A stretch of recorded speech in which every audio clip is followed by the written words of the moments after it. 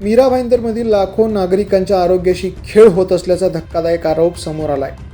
पिण्याच्या पाण्याच्या शुद्धीकरणासाठी मुदतबाह्य रसायनांचा वापर होत असल्याचा गंभीर मुद्दा महापालिकेच्या स्थायी समितीच्या बैठकीत उपस्थित करण्यात आला.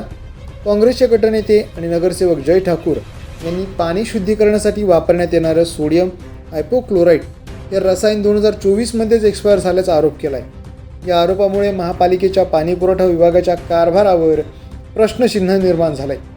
महापालिकेनं शहरातील 28 पाणीपुरवठा केंद्रांवरील डिजिटल क्लोरीन यंत्रणेच्या देखभाल आणि रसायन पुरवठ्यासाठी तब्बल 2 कोटी रुपयांची निविदा काढली होती. या निविदेला अंतिम मंजुरी देण्याचा प्रस्ताव स्थायी समितीसमोर ठेवण्यात आला होता.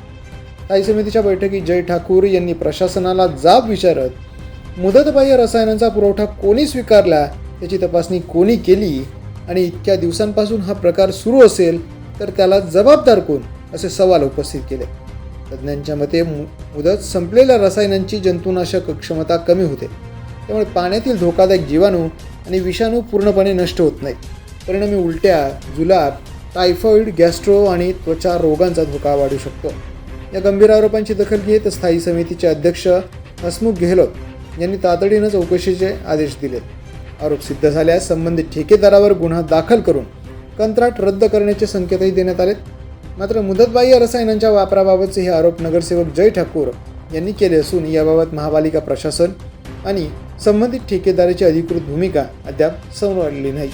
त्यामुळे आता या चौकशीतून नेमकं सत्य काय समोर येतं याकडे मीरा भाईंदरकरांचं लक्ष लागलं आहे.